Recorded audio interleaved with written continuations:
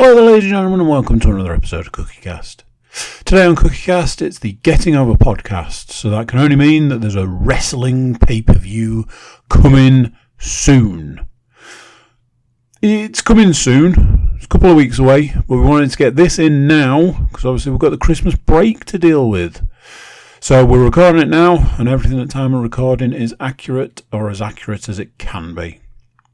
Wherever you're getting your podcasts, please do consider subscribing. You can also like, share and comment if you're in the giving mood. But anyway, let's get going with a brand new wrestling pay-per-view. Here we go. This is CookieCast Getting Over.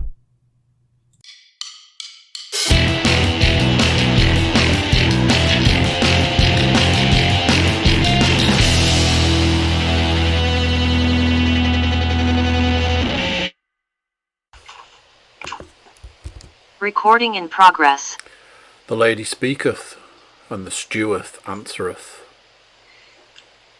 Hello everyone, welcome along. It is episode 39 of Getting Over. Here we are, once again. As always, with a bit of WWE news, reviews, and certainly some predictions coming your way ahead of the upcoming pay-per-view. So joining us on this podcast is the head of the network, the Adam Cole of this particular Undisputed Era, Andy Cook, baby. There he is. Thank you. Also, the enforcer of the group, the Roderick Strong, if you will, Mr. Matthew Moore. And I spent ages looking for an Undisputed Era reference to suit Paul, but in the end, we all know what you're going to say. Well, there was no Ginger member, so you're fine. Speaking of Ginger members, here he is. Good evening. I was going to give you a lovely compliment. I was like, ooh, someone's been working on his opening patter. And then you had to go and ruin it by bringing the colour of my so-called hair into question. The regular listeners and viewers would think that I was being held at gunpoint if we didn't deliver some kind of opening barb in the your way in the guise of your hair colouring, Paul. So I mean, you're absolutely right. So yeah, everybody all right this evening? Everybody ready to wrestle, as Andy just requested before we came on air. So yeah, we're straight back to the regular business this month. We'll get kicked off where we regularly do with the predictions title.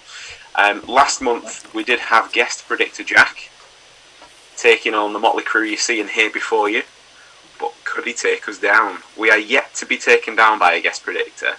I haven't got the NFL level statistics that I could tell you how many guest predictions we've had so far over the 39 episodes, but it feels like quite a lot.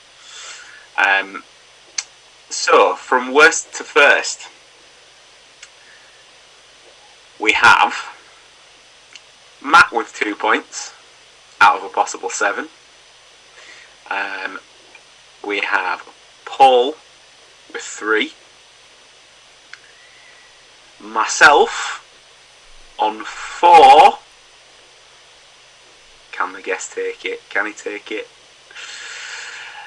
No.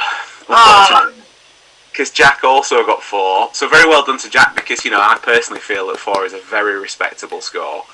However, sickeningly, again, he sits there with the title above his head, kind of on his head. But yeah, the champion for the end of the year on 5 points out of a maximum 7. Congratulations again, Mr. Cook, re-establishing his dominance over all things WWE predictions. Getting himself a lovely hat in the process. How do you feel, sir? Honestly, I feel amazing. I feel like a king, and I feel this is the crown that goes with that kingship. I'd like to thank many people for this victory, but really I can't. It was all me, and yeah, I'll be taking autograph requests. They'll be expensive, so raise your piggy banks, people. Yeah. But Goldie has ended the year where she needs to be. I mean, some would say it's been in your possession for at least 18 months or so. Yeah.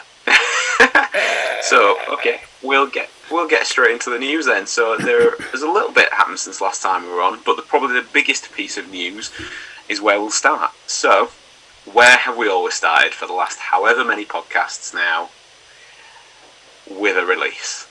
However, this time it wasn't down to budget cuts, it was down to possibly some extracurricular shenanigans is how I will sum this up in a PG format.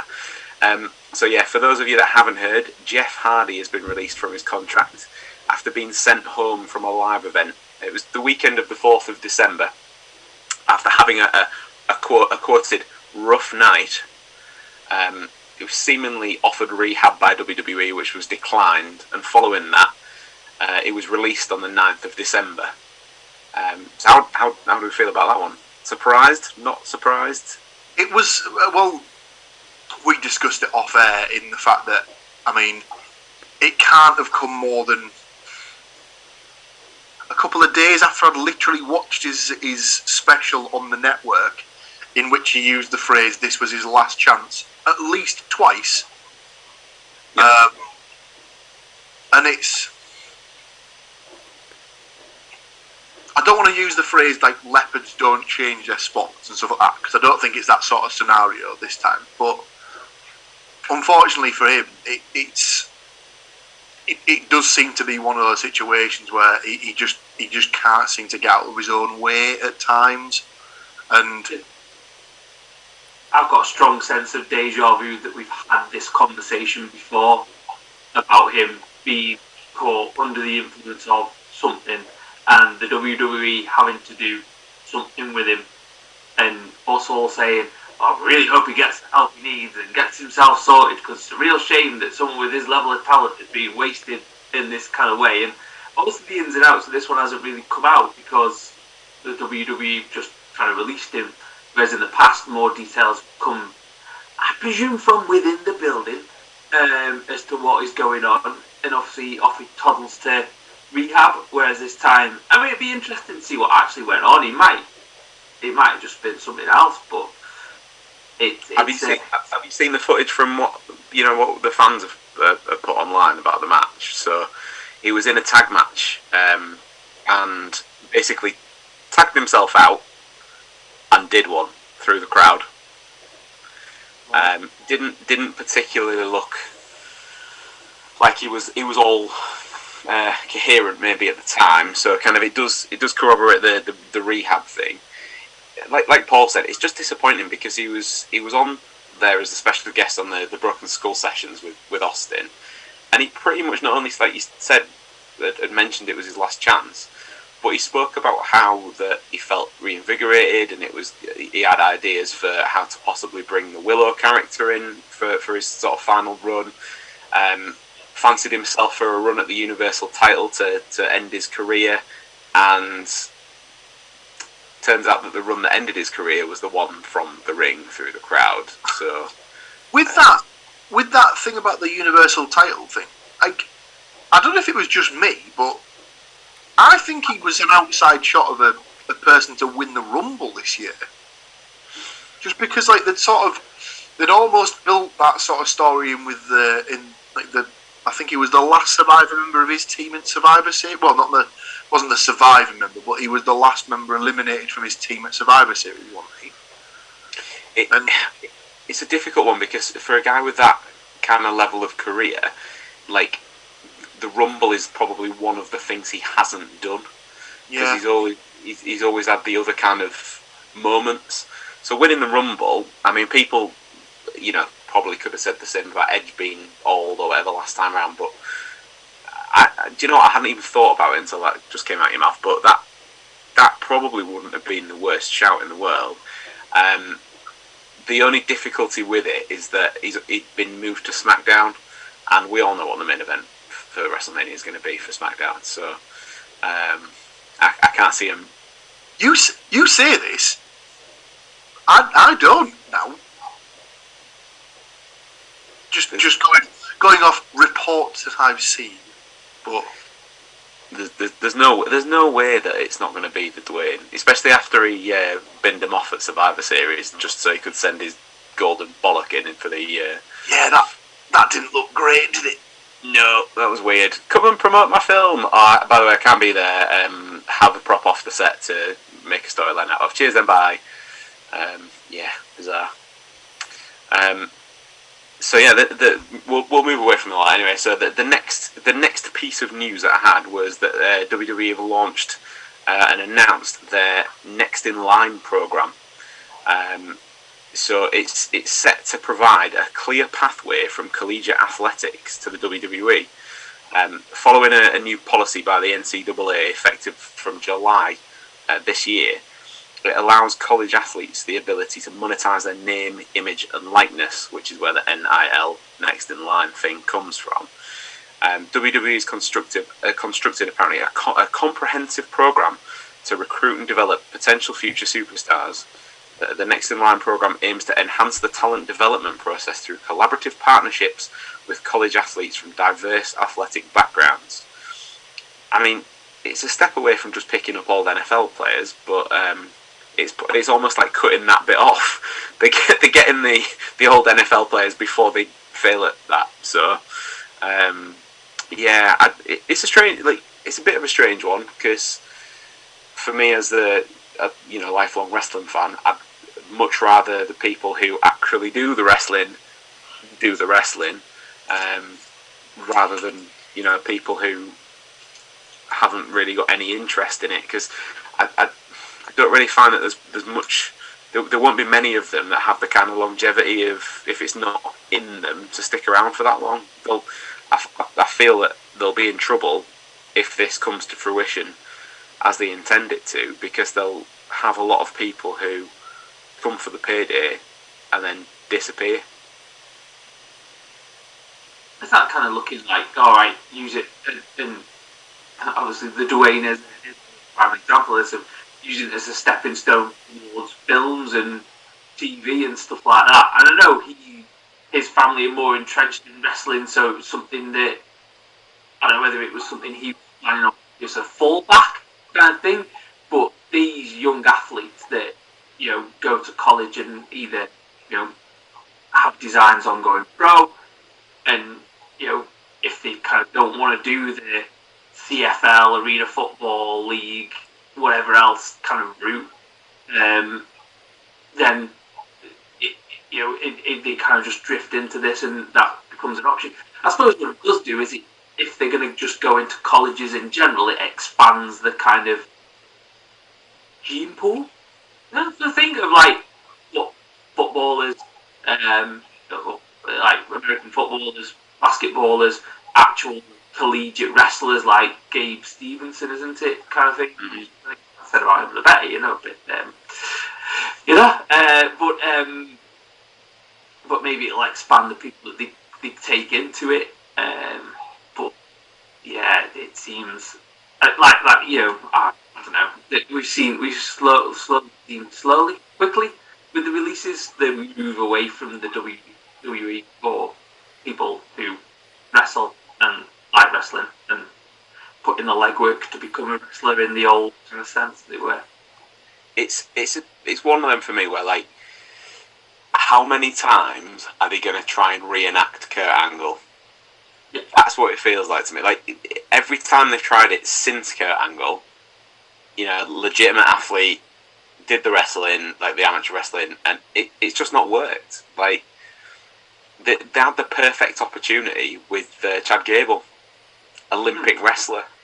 Very similar stature to Angle as well, probably not as tall as most of the WWE roster, but has the technique and the the physique for it. But yet, like, he's never really kind of hit the heady heights, has he? It just feels very much like, this is why I can't get excited about the Stevenson guy, because I don't know enough about him yet, for one. But it's like, oh, this guy did the Olympics. That's it. That's it. It's fine. He's going to be branded with that Kurt Angle kind of stuff all over again. He did win an Olympic medal, didn't he? Because he win gold. Yeah. it's got a little bit more pedigree to it, but still, though, I don't know. It is a completely different sport to kind of fetching them in. You know, you've got to have charisma or a personality or something like that, and even the wrestlers with the worst personality have generally got a better personality than the sportsmen. So I guess that's definitely going to be like a thing to watch, because it's clearly just getting started. They've only just announced it. It's going to take a lot of time for people to feed through the system. I guess you'd expect, with the exception of Stevenson, the majority of it, the sort of the products of that, to go straight through NXT 2.0. I mean, they've already gutted NXT from the inside out. So I guess if they had a few more unrecognisable faces at this point, it's probably the time to do it in that respect. But I guess, yeah, watch this space with that one. Speaking of signings, it's been reported since the last podcast we did that Kevin Owens and Sami Zayn have reportedly signed new multi-year contract extensions.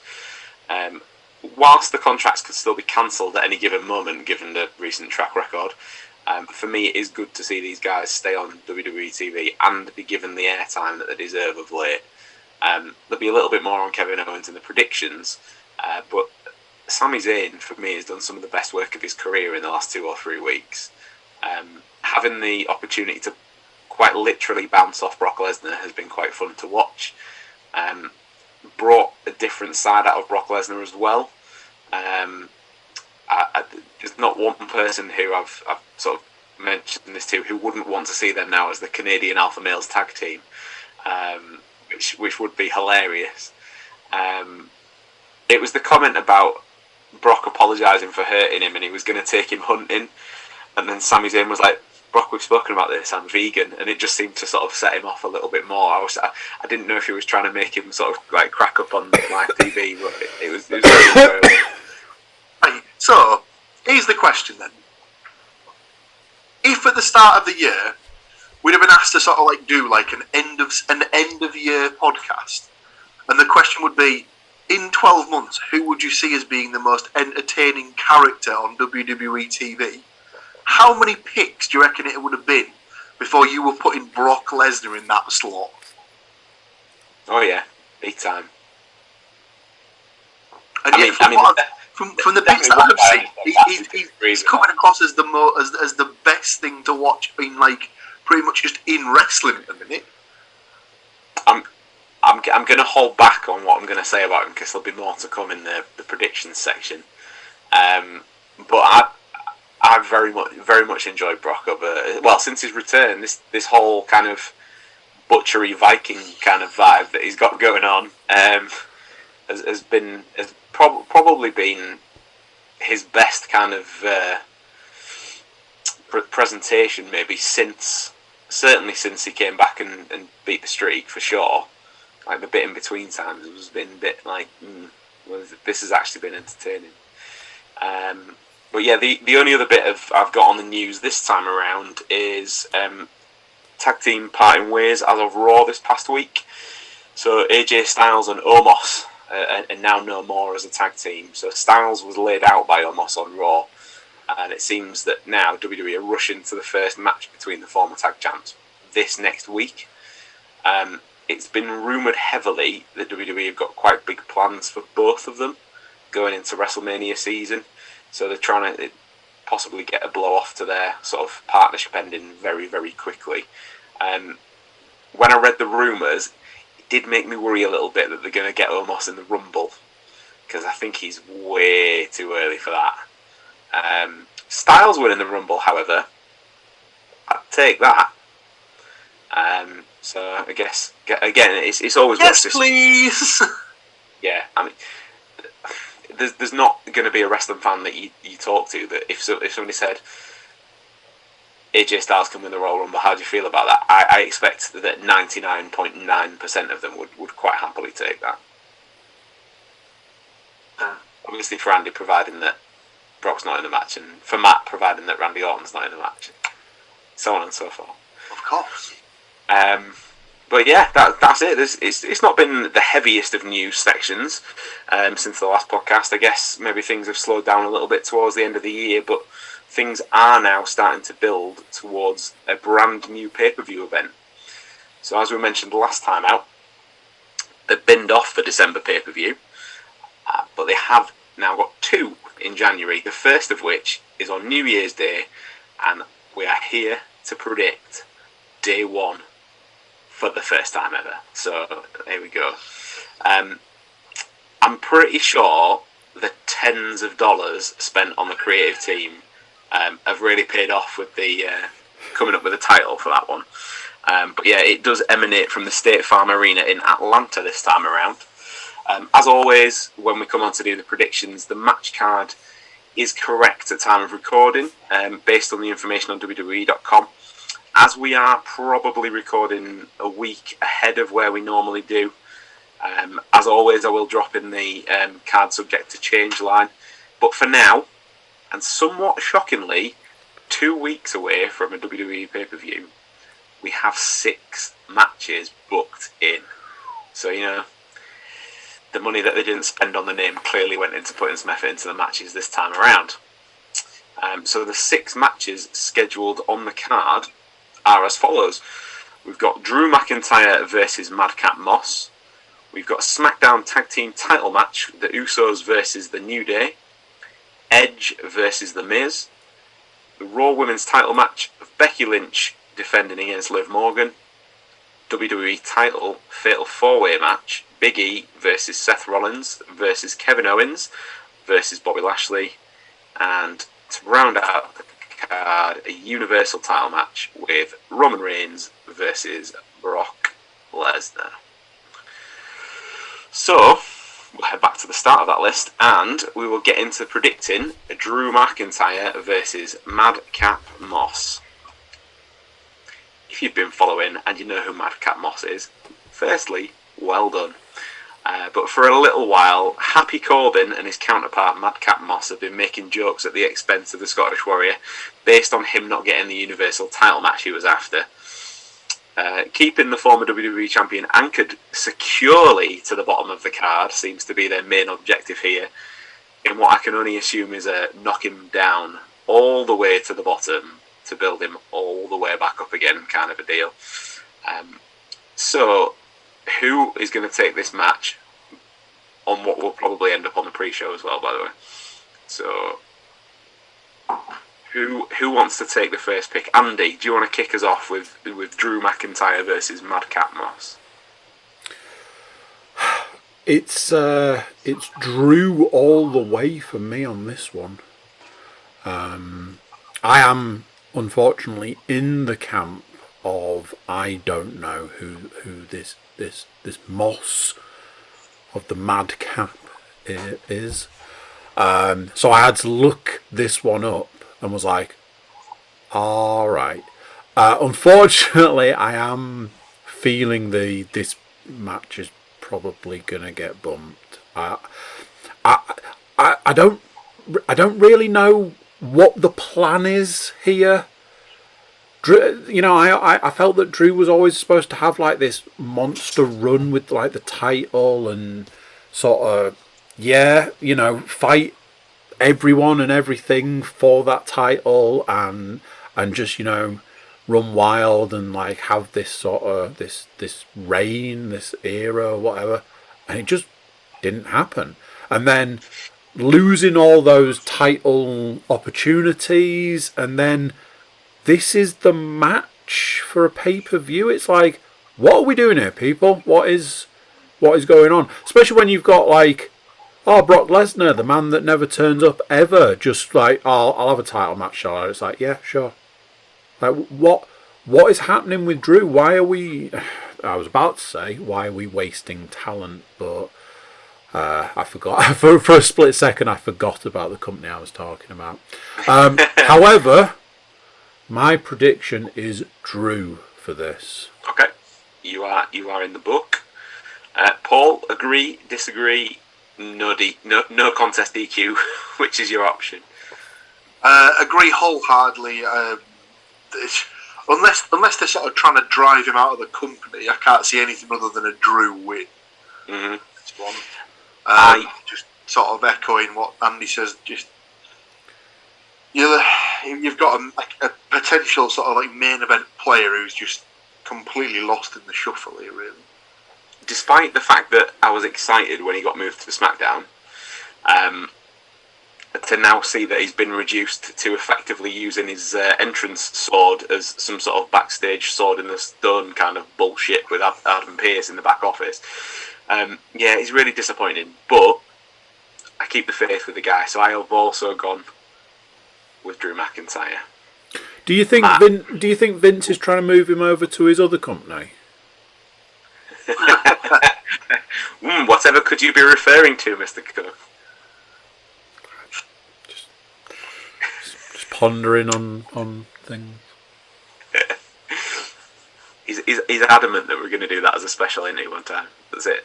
Maybe that's what we could do for episode 40. If it ever comes through, that pod, we'll just hand over the podcast to Andy and he can just say, "I told you so" for 40 minutes.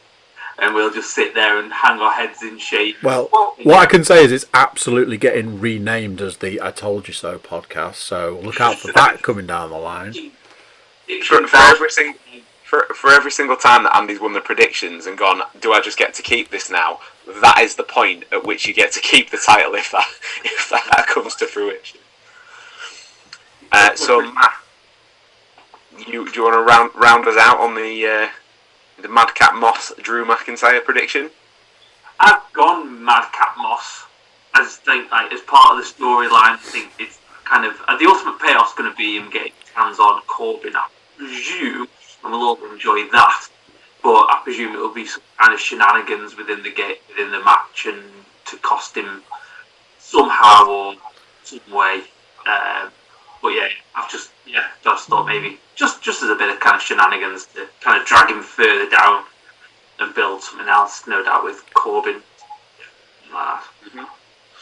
Okay, so then we will move on to the next match with Matt securely out there on Points Island on his own. The SmackDown Tag Team title match is next up, so the Usos defending against the New Day, this iteration of that being obviously Kofi Kingston and Xavier Woods. These are two of the most decorated tag teams in WWE history, colliding once again with the gold on the line. Whilst most fans will probably remember the Hell in a Cell match as like the notable match in this rivalry over the course of time, this match isn't going to be contested under any kind of stipulations to this point. It is just a regular tag rules match.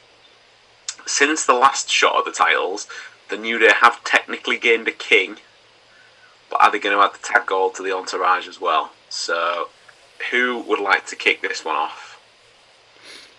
I'll go on. I'll start off. They're going to ruin Andy's 2022 from day one by having the New Day win at day one, because Michael Cole's going to love saying that over and over again.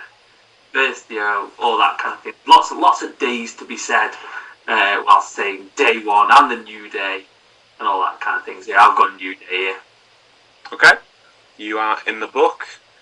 Well, seeing as you referenced Andy's favourite tag team ever, shall we go there? Yeah, unfortunately, this is one of those situations where I hate having to do it, and every fibre of my being's like, just don't say it, just go the other way. Can you put me down for the New Day, please? Let's just move on. We don't have to dwell on it. The record function is now broken. Andy is deleting this from the record. So yeah, okay. Well, I in the interest of balance, I have gone the other way with this. I'm going for the Usos.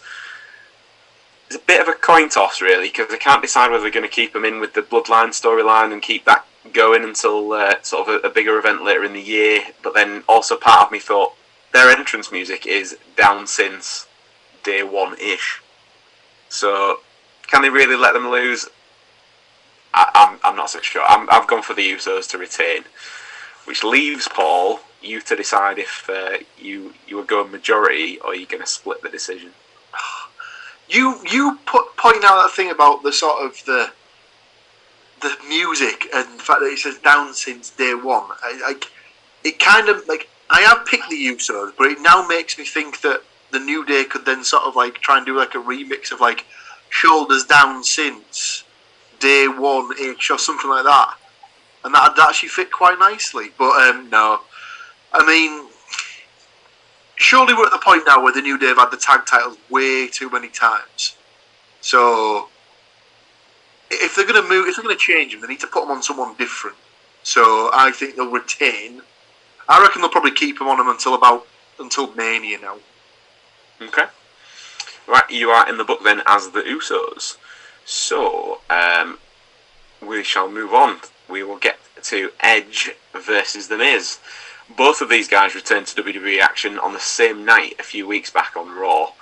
Edge coming off the back of a big win over Seth Rollins in match of the year contender, probably at Crown Jewel inside Hell in a Cell.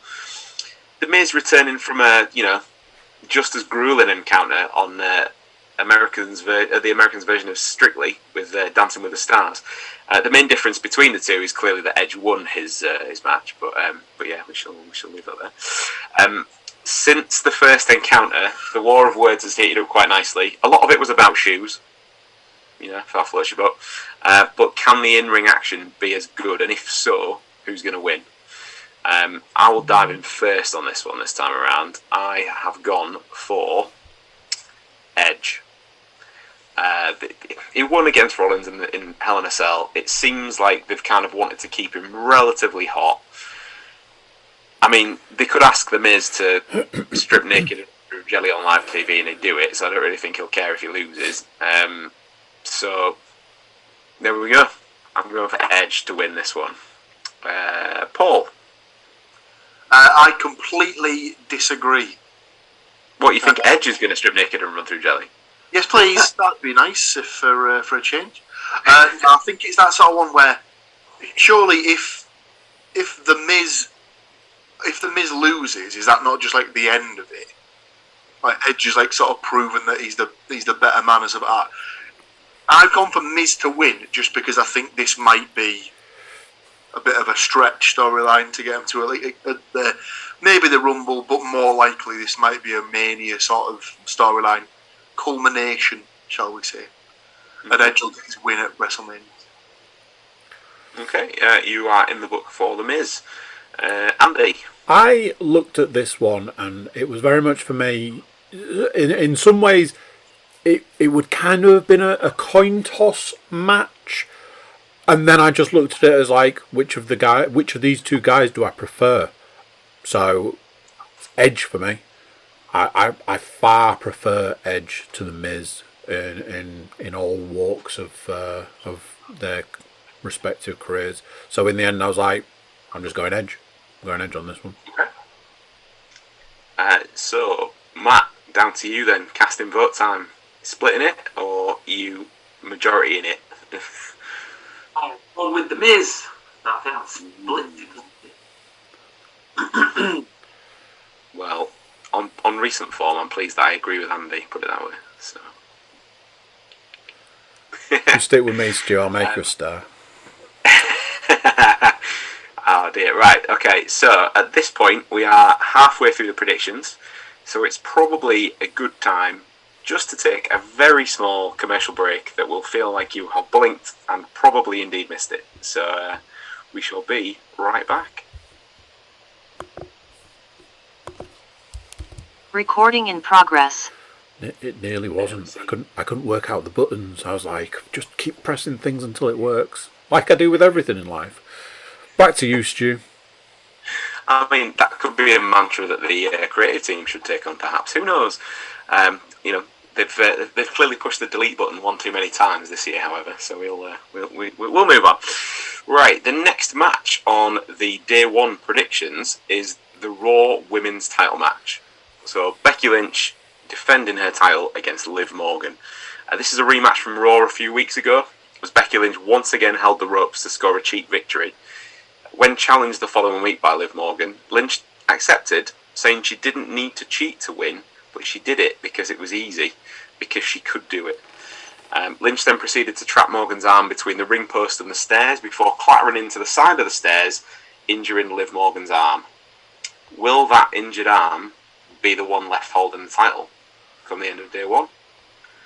What do we reckon this time? Is it finally Liv Morgan's time or not? Matt, there was a little bit of a shake of the head there, so let's dive straight into you. I'm going no. I just think Becky Lynch is going to retain it. It'll be building towards something else with somebody bigger, which sounds terrible, but I don't think giving Liv Morgan the push that to give her that extra bit of oomph to kind of make her put her up there with Becky Lynch or something like that. So yeah, okay. I have also gone with Becky Lynch. However, much like was mentioned with the Edge versus the Miz, slow build to Mania, I'm at this point possibly even taking Liv Morgan as an outside win for the women's Royal Rumble, because she's got that chip on her shoulder after the cheap loss last time. Who's to say it's not going to happen exactly the same way this time around, just to sort of further fuel that fire? But ultimately, for day one's predictions wise, I've got Becky Lynch to retain. Andy? So there was a point in time where I was going to go with Liv Morgan. I'd sort of been looking at the way the story was unfolding, and I think like the injury, something like that always feels like it leans heavily towards that person then coming back to win. It's like, oh, they were handicapped, but then they came back to still take the victory. But kind of like with the Edge and the Miz one, in the end I was like, I can't go that way, so I just went with Becky Lynch in the end. Okay. All right, you are in the book for Becky Lynch. Thanks. So, is this going to be the first clean sweep prediction, Paul? New pay-per-view this, yeah? First day of a new year, yeah? Company that likes to make a big splash every now and again, yeah? Brand new pay-per-view, first time it's been shown. There'll definitely be at least one title switch. It's not going to be either of the big titles for me. It's going to be this one. So I have got Liv Morgan winning this. Okay. You are down in the book for that one. I'm loving your optimism there, Paul. And again, for reasons which we'll get to shortly. So, moving on, we have a WWE title Fatal 4-Way match. Seth Rollins won a Fatal 4-Way match on Raw to earn a one-on-one title match against Big E. And then was put back into a Fatal 4-Way match for the title. So if anybody's going to feel hard done by here, it is definitely Mr. Seth Rollins. It wasn't quite as kind of easy as that was laid out, in the respect of Owens and Lashley both earned their way into the bout with statement victories on Raw, but especially Bobby Lashley, cheers Seth, who had to defeat all three of his day one opponents on one night to be added to the mix. Is definitely Big E's biggest challenge to date as champion. Can he hang on, or do we kick off 2022 with a new WWE champion? Based on what Paul has just said, let's go straight to Paul for this one. Nope. Big E to retain for me, please. I thought that was just going to be your entire bit then. Nope. Okay. Already, so you know, boil as much. Okay, so you are in the book for Big E. Matt? I've gone Big E as well. Yeah, it seems early to finish his reign, as it were. Yeah. Andy? To celebrate his new contract, it's going to be a big KO for me. Oh, man. Kevin Owens, baby. That'd be good. I would love it if that happened. I would feel bad for Big E because I do like Big E, but I would love it if Kevin Owens won. However, slightly future spoiler alerts in the respect of, because of said contract, is it Kevin Owens for the Rumble? Nobody's really making great strides on that position at this point, and I definitely have Sami Zayn and Kevin Owens down for that bracket based on their recent performances. However, day one predictions, it is Big E. So, Andy, if Kevin Owens does win, that's a whole point just for you. So we have one more match on the card for predictions, and this is the Universal title match. So, in what has been the battle of Paul Heyman's loyalty, these two absolute giants of SmackDown now meet for the Universal title once again.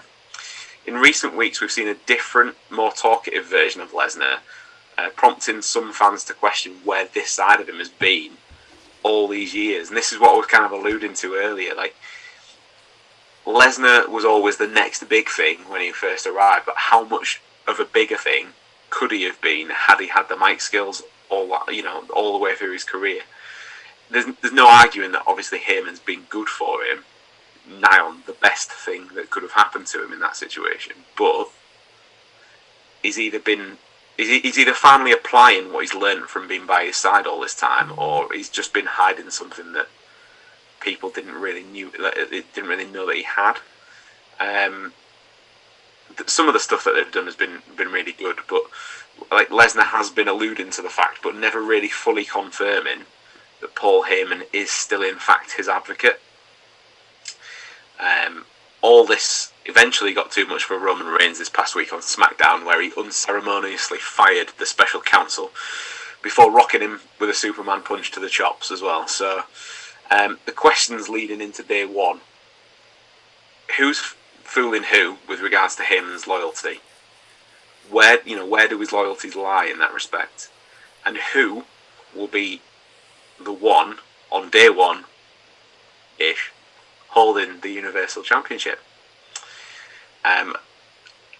As Brock Lesnar is in this match, it only feels right to ask Andy first, because I think for the regular listeners and viewers, I think we probably can guess where this may be going.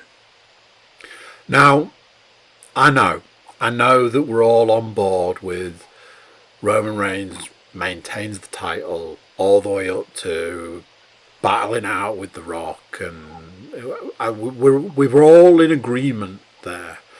And there is that part of me that wants to say I am still in full agreement of that, but unfortunately he's going to have to get the title back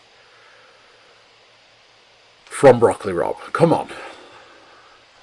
It's Brock Lesnar, baby. Come on. I'd reserved a little I thought, shall I write it in beforehand? I was like, absolutely get it written in beforehand. Well, it is now securely in the book. I completely get the fact that the way that I feel it's going to happen is I feel like this whole Superman punch business is absolute horseshit, and I think that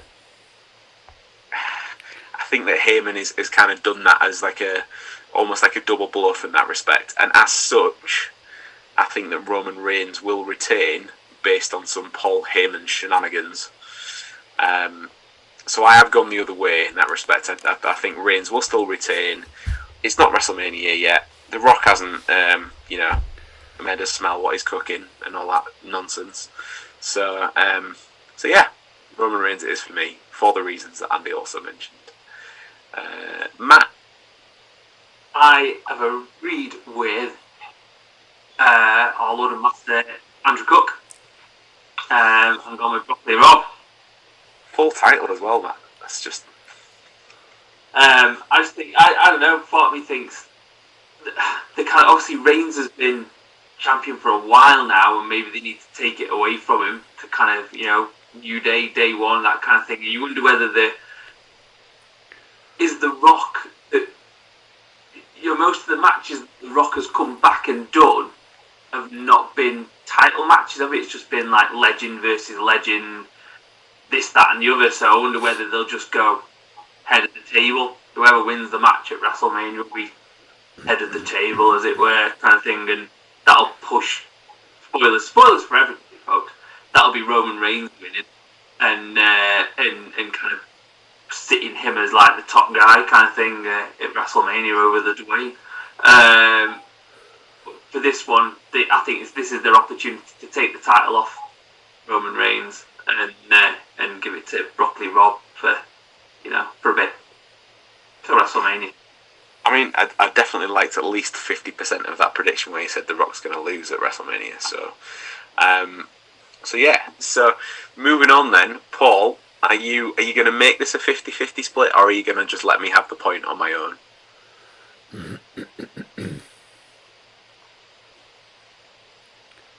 You know how I said that only one title would change hands at this pay-per-view? I still believe that.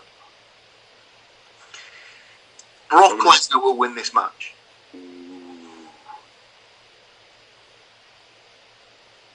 By disqualification. Okay, let's put one of Paul's predictions in the book. But this sort of brings it back to your point there of like Heyman getting involved, and is he basically just going to go and like give Brock the old or something like that to cause the disqualification, and then Reigns and the Usos just give him the old beat down. I mean, talk about like spreading your bets between us in the sense of we've got 2 clean Lesnar wins, we've got a Reigns win with Paul Heyman interference, and a Lesnar win with Paul Heyman. So we've pretty much got all bases covered, and that's the way that we like to do it. So why not? So that does complete the predictions. Nobody has got a matching set of predictions, so that fares well for next time around. So we shall see. That very swiftly brings us on to, has anybody got any other business? I've got.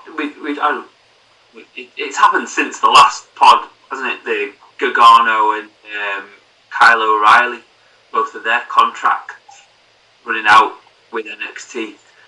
And at first I was like, it seems like a bit of a work after the way, obviously, Gargano had kind of said, I'm going to talk after War Games, and then was attacked on the normal show, that kind of thing. But his t-shirts were up in Pro Wrestling Tees that would appear that he's definitely leaving, and they've got a baby on the way, so go and buy some of his t-shirts.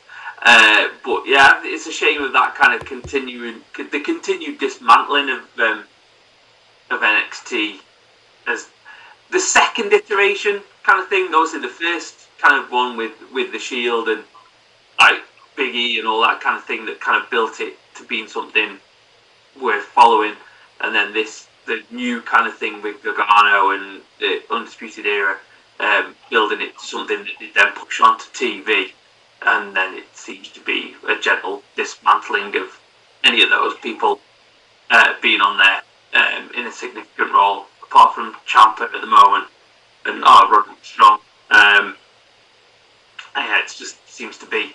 They'll find work because obviously Vince will employ him for the other company, but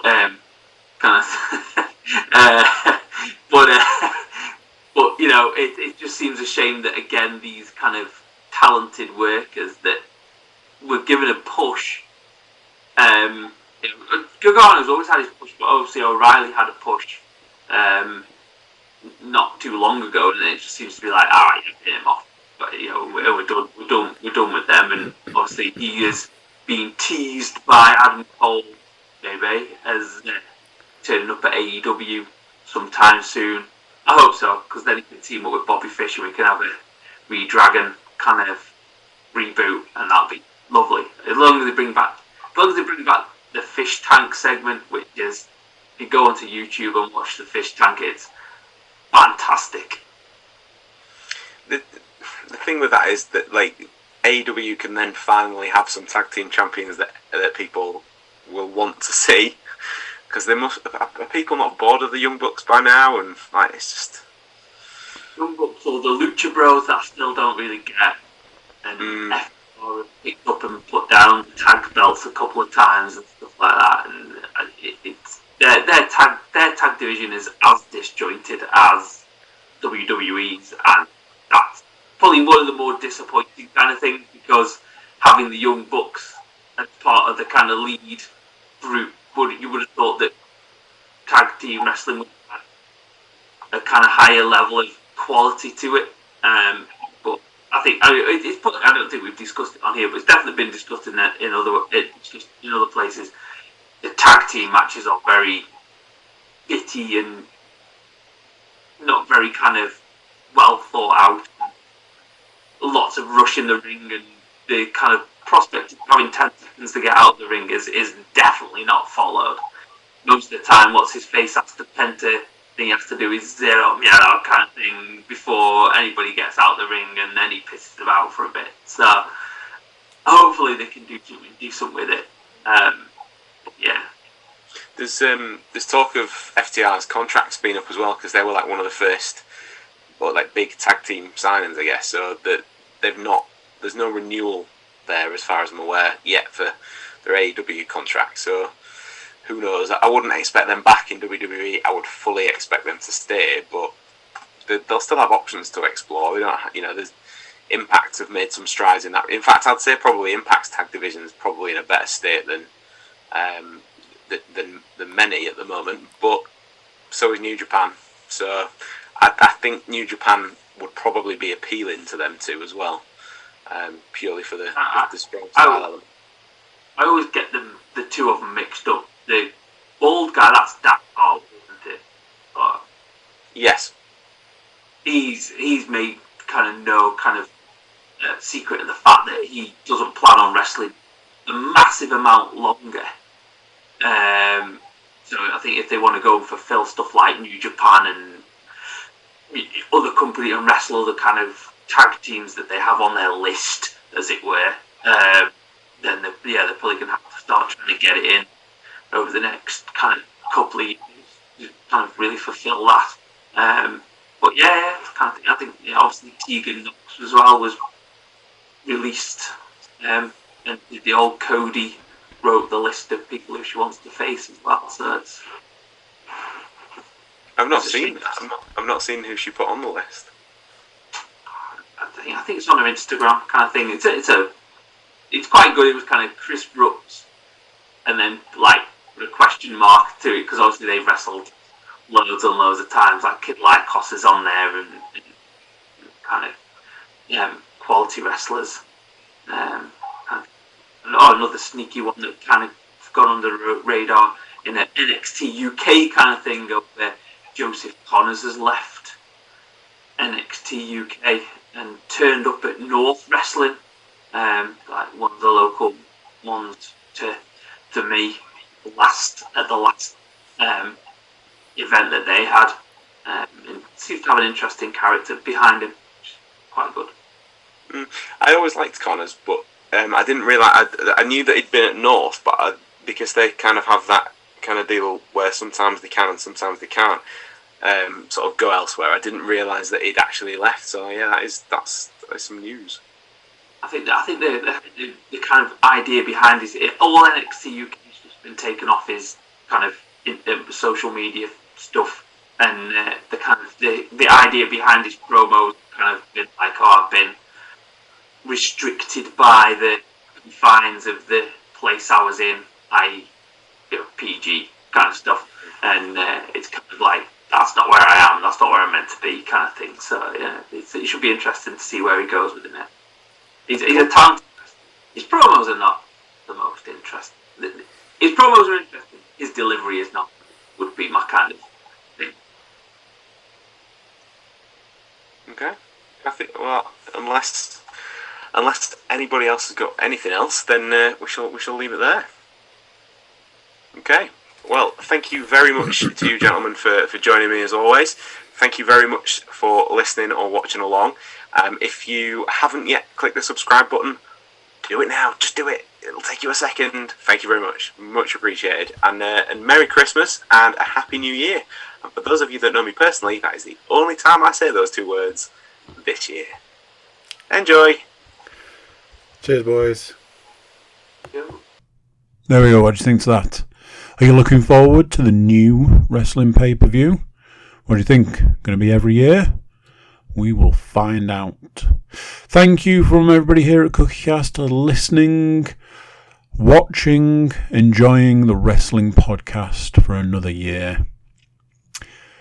Wherever you're getting your podcast, please do consider subscribing because it means a lot to us and it makes you part of the CookieCast family. You can also check out our website, thecookiecast.com. We've got some ways to get in touch, so you can contact us and let us know how you're getting on. That's it for this one. That's it for this year. Till next year, I'm going to say bye, and I'll see you then.